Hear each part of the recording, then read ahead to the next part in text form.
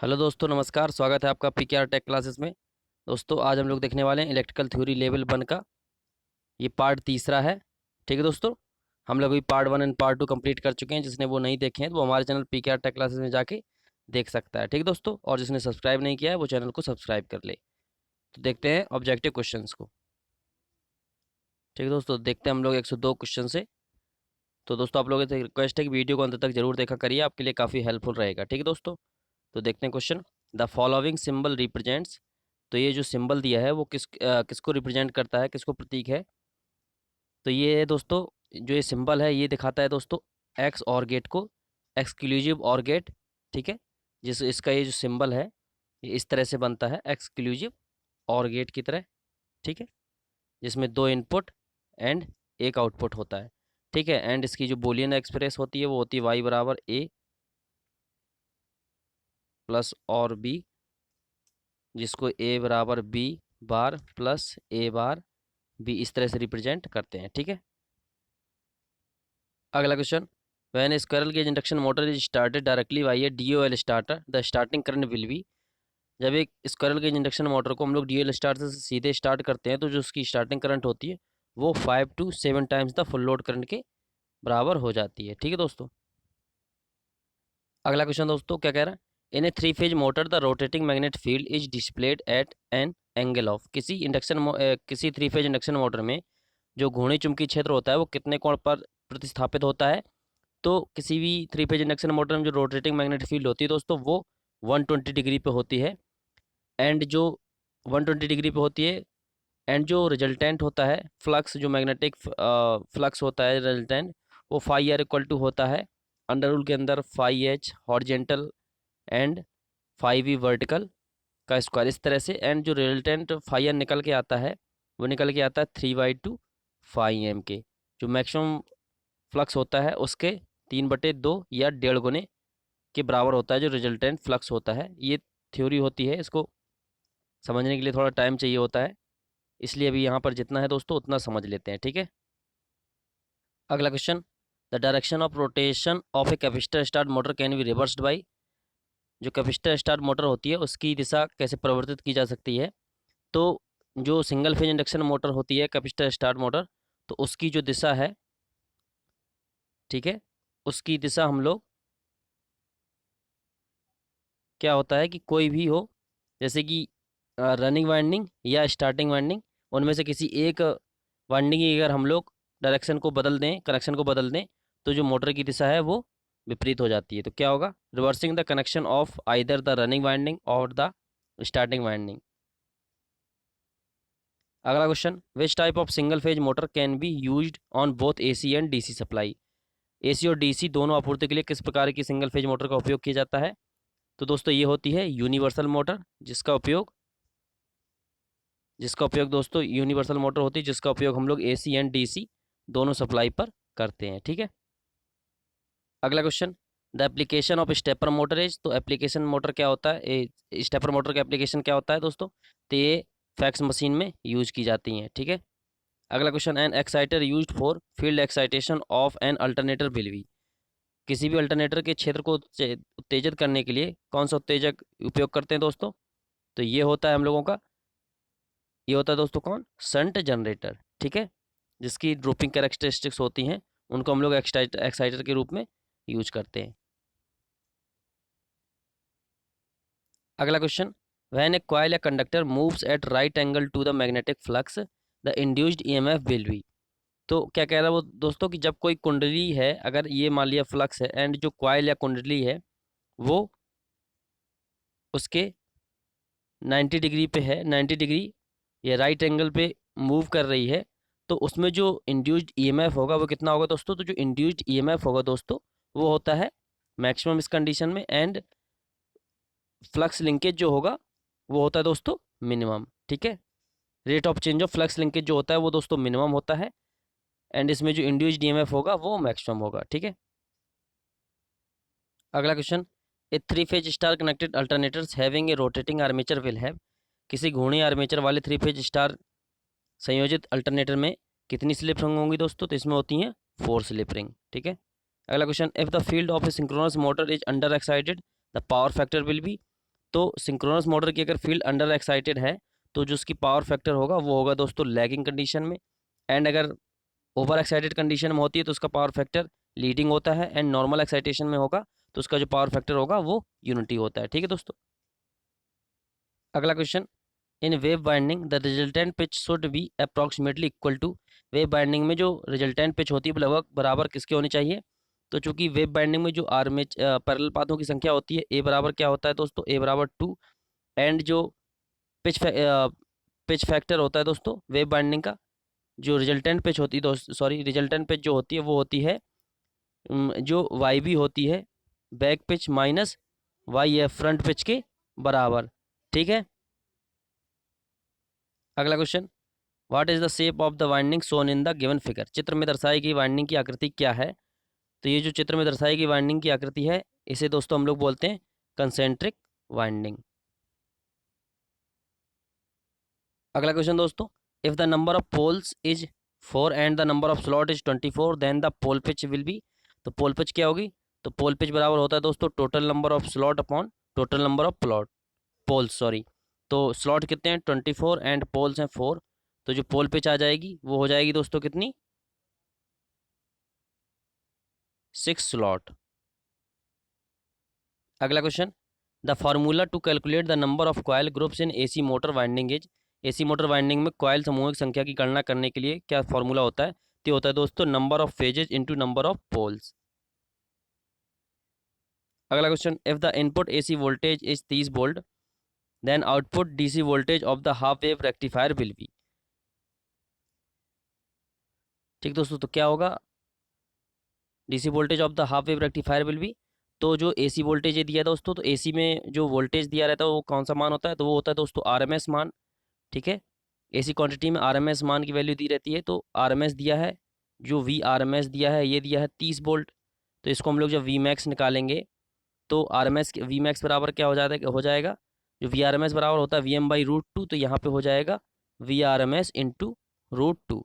तो जो V max निकल के आएगा वो आएगा 30√2। ठीक है। तो अब हम लोग यहाँ से जो डीसी वोल्टेज होता है वो एवरेज वैल्यू होती है, तो जब हम लोग वी एवरेज निकालेंगे तो क्या हो जाएगा v m by pi. Half wave rectifier का जो एवरेज वैल्यू होती है वो होती है वी एम बाई पाई। तो वी एम का मान कितना निकला है 30√2, एंड पाई का मान रखेंगे कितना, ये हो जाएगा 22/7। तो 7 ऊपर चला जाएगा। तो जब हम लोग इसको सॉल्व करेंगे दोस्तों, इसको काट पीट के जब हम लोग सॉल्व करेंगे तो आएगा 13.5 वोल्ट।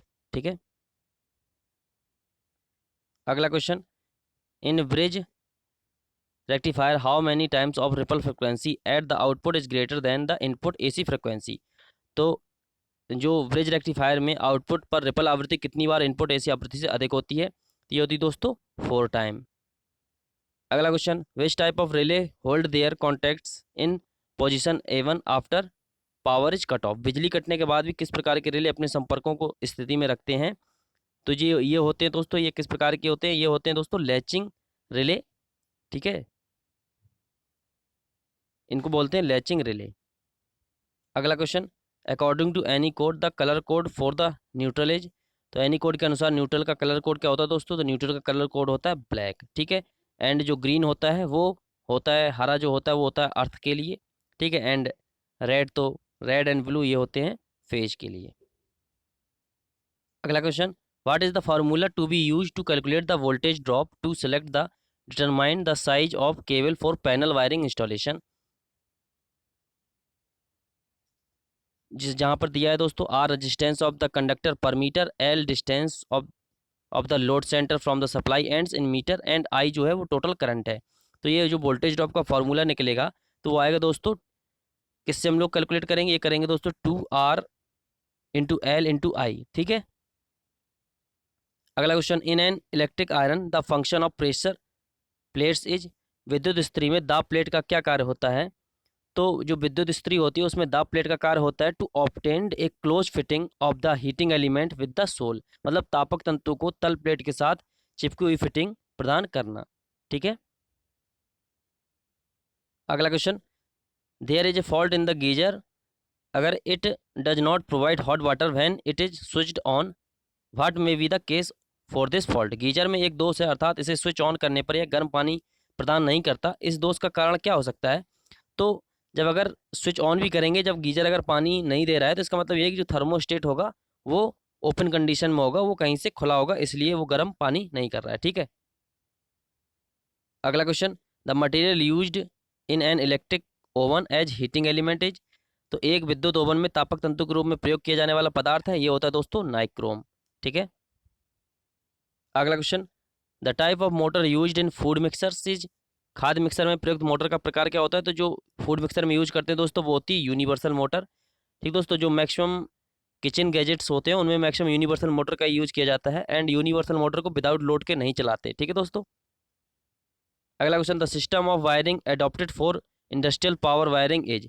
औद्योगिक पावर वायरिंग के लिए अपनाई गई वायरिंग की प्रणाली होती है, तो ये कौन सी प्रणाली होती है? तो ये होती है दोस्तों सरफेस मेटल कंड्यूट, सतह धातु नल का। ठीक है। इसका प्रयोग करते हैं हम लोग कहीं भी जब इंडस्ट्रियल पावर वायरिंग करनी होती है। अगला question, as per I rule Indian electricity rule number 54, voltage drop for low and medium voltage at the consumer end should not be more than. Indian electricity नियम के अनुसार संख्या 54 के अनुसार उपभोक्ता की ओर से निम्न तथा मध्यम वोल्ट के लिए वोल्टेज ड्रॉप कितने से अधिक नहीं होना चाहिए? तो ये होता है दोस्तों 5% से ज़्यादा वोल्टेज ड्रॉप नहीं होना चाहिए। एंड जो दोस्तों इंडियन इलेक्ट्रिसिटी रूल के अनुसार जो फ्रिक्वेंसी में ड्रॉप होता है वो ±3% से कम ज़्यादा नहीं होनी चाहिए फ्रिक्वेंसी। ठीक है। अगला क्वेश्चन, इन हाइड्रो इलेक्ट्रिक पावर प्लांट्स जल विद्युत शक्ति संयंत्रों में क्या होता है दोस्तों कि जो ऑपरेटिंग कॉस्ट होती है वो तो लो होती है, लेकिन जो इनिशियल कॉस्ट होती है वो काफ़ी हाई होती है। मतलब जब एक बार प्लांट बन जाता है तो उसको परिचालन लागत ज़्यादा नहीं होती, लेकिन उसको बनाने के लिए बहुत ही खर्च जब बनाते हैं उसकी लागत बहुत ज़्यादा होती है। डैम वैम बनाना काफ़ी महंगा पड़ता है। ठीक है दोस्तों। तो इस वजह से जो ऑपरेटिंग कॉस्ट होती है वो तो लो होती है हाइड्रो इलेक्ट्रिक पावर प्लांट की, लेकिन जो इनिशियल कॉस्ट है वो काफ़ी हाई होती है। ठीक है। अगला question, one atomic mass unit AMU is equivalent to. एक एटॉमिक मास यूनिट जो होता है वो किसके बराबर होता है? वो दोस्तों होता है 931.4 मेगा इलेक्ट्रॉन वोल्ट के। ठीक है। अगला question, biogas consist of. Biogas बना होता है, तो ये दोस्तों बना होता है methane and carbon dioxide with some impurities, कुछ अशुद्धियों सहित मीथेन एवं कार्बन डाइऑक्साइड से। ठीक है। इसमें मीथेन की परसेंटेज सबसे ज़्यादा होती है। अगला question, maximum wind energy available is proportional to. अधिकतम पवन ऊर्जा के समानुपात में उपलब्ध होती है, तो ये होती है दोस्तों हम लोगों की एयर डेंसिटी वायु घनत्व पर, and cube of the wind velocity हवा के वेग के घन पर, square of the rotor diameter, all of these. तो ये सभी के समानुपाती के उपलब्ध में होती है जो विंड एनर्जी होती है। ठीक है दोस्तों। अगला question, in a solar collector the transparent cover is provided to. सौर संग्राहक में पारदर्शी आवरण क्या प्रदान करता है? तो protect the collector from dust, संग्राहक को धूल से बचाता है। Reduce the heat losses from collector cabinets to atmosphere. ठीक है। वायुमंडल के नीचे संग्राहक से ऊष्मा क्षतियों को बचाने के लिए। And transmit solar radiation only, all of this. तो ये सारे के सारे फंक्शन प्रदान करता है जो पारदर्शी आवरण होता है सौर संग्राहक में। ठीक है दोस्त। अगला question, which of the following power plants will take least time in starting from cold condition to full load condition. अगला क्वेश्चन क्या है दोस्तों? तो मतलब जो कह रहा है कि निम्नलिखित में से कौन सा शक्ति संयंत्र जो होता है ठंडी स्थिति से पूर्व भार परिचालन में शुरू होने में कम समय लगेगा? तो ये होता है दोस्तों हम लोगों को कौन सा? हाइड्रो इलेक्ट्रिक पावर प्लांट जो होता है, हाइड्रो इलेक्ट्रिक पावर प्लांट वो सबसे कम समय लेता है कोल्ड कंडीशन से फुल लोड कंडीशन में आने में, क्योंकि दोस्तों इसमें डैम से पानी को ऊपर से नीचे तक गिराया जाता है, तो जो पानी की पोटेंशियल एनर्जी होती है उसको हम लोग मैकेनिकल एनर्जी में कन्वर्ट कर लेते हैं। ठीक है। तो तुरंत ही चालू हो जाता है, लेकिन जो nuclear power plant, thermal power plant या गैस टरबाइन होते हैं, इन सब में हम लोगों को दोस्तों पहले पानी को बॉयल करना होता है, इसके बाद स्टीम को इकट्ठा करना होता है, तो उसमें बहुत ज़्यादा समय लगता है। ठीक है। इसलिए सबसे जल्दी चालू होता है कोल्ड कंडीशन से फुल लोड ऑपरेशन में, वो होता है हाइड्रो इलेक्ट्रिक पावर प्लांट। अगला question, as per Indian electricity rule no service line should be tapped. भारतीय विद्युत नियमों के अनुसार किसी सेवा लाइन को कहाँ से टेप नहीं किया जाना चाहिए? तो ये होता है दोस्तों एट द मिड स्पान, मतलब मध्य विस्तार से, बीच में से कहीं से भी हम लोगों को टेप नहीं लेना चाहिए जो सर्विस लाइन होती है उसमें। ठीक है दोस्तों। टेप अगर स्टार्ट में या अंत में कहीं भी ले सकते हैं। ठीक है। अगला question, which type of insulator is use for holding the HT overhead conductor on straight running of poles. High tension over head चालक को कतार में खड़े बिजली के खंभों पर सीधा रखने के लिए किस प्रकार का कुचालक प्रयोग में लाया जाता है? तो स्ट्रेट लाइन रनिंग के लिए जो कंडक्टर यूज करते हैं दोस्तों वो होता है हम लोगों का पिन टाइप का इंसुलेटर। ठीक दोस्तों। जो स्ट्रेट लाइन कंडीशन के लिए हम लोग यूज करते हैं कंडक्टर के लिए, वो होता है पिन टाइप का इंसुलेटर। एंड ये 11 kV टू 33 kV तक यूज करते हैं, ठीक है, पिन टाइप इंसुलेटर। अगला क्वेश्चन दोस्तों क्या कह रहा है, विच of the following statements is true regarding corona. Corona के संबंध में, जो कोरोना लॉस के संबंध में निम्न में से कौन सा कथन सत्य है। तो जो कोरोना लॉस में क्या होता है दोस्तों, जो corona take place at a voltage lower than the breakdown voltage. जी दोस्तों, तो जो ये ऑप्शन ए है, यही एक कथन सत्य है कि जो कोरोना ब्रेकडाउन वोल्टेज होता है वो कम वोल्टेज पर बनता है। मतलब कोरोना क्या होता है कि जब किसी कंडक्टर पर अगर कोई करंट फ्लो हो रही है दोस्तों, तो उसके उसके ऊपर जो एरिया होता है या जो एयर होती है वो आयोनाइज्ड हो जाती है। तो इस कारण से एक उसके ऊपर मतलब एक वॉयलेट ग्लो या हिसिंग नॉइज की तरह एक प्रकाश उत्पन्न होता है, उसी को हम लोग कोरोना पावर लॉस कहते हैं, ठीक है। तो ये कब होता है दोस्तों, जब इसमें जो वोल्टेज होता है, उस वोल्टेज जिस वोल्टेज पर ये होता है उसको हम लोग बोलते हैं क्रिटिकल डिस्क्रिप्टिव वोल्टेज, ठीक है। जिसका फॉर्मूला होता है दोस्तों V बराबर mg0r log e d/r, ठीक है, ये फॉर्मूला होता है, ठीक है। तो एंड कोरोना से बचाने के लिए दोस्तों हम लोग क्या करते हैं, जो स्मूथ एंड पॉलिश्ड कंडक्टर होते हैं उसमें कोरोना लॉस जो होता है वो कम होता है, ठीक है। एंड रफ कंडक्टर में थोड़ा ज़्यादा होता है। अगला क्वेश्चन एंड इस लेवल का दोस्तों आखिरी क्वेश्चन, कि skin effect of a conductor reduce with the increases इन। चालक पर स्किन प्रभाव को हम लोग कैसे कम करते हैं, तो क्या बढ़ाएंगे। तो दोस्तों जो कंडक्टर की रजिस्टिविटी होती है, अगर उसको हम बढ़ा देंगे तो जो स्किन इफेक्ट का मान है वो कम हो जाता है, ठीक है दोस्तों। तो ये था हमारा लेवल 1 का पूरा वीडियो, ठीक दोस्तों। तो इस तरह से हम लोगों ने थ्योरी लेवल 1 के सारे क्वेश्चंस को सॉल्व कर लिया दोस्तों। अब हम लोग लेवल 2 को जल्दी करेंगे। तो आप लोगों को अगर वीडियो पसंद आता है तो दोस्तों वीडियो को शेयर करें, लाइक करें एंड चैनल को सब्सक्राइब करें। धन्यवाद।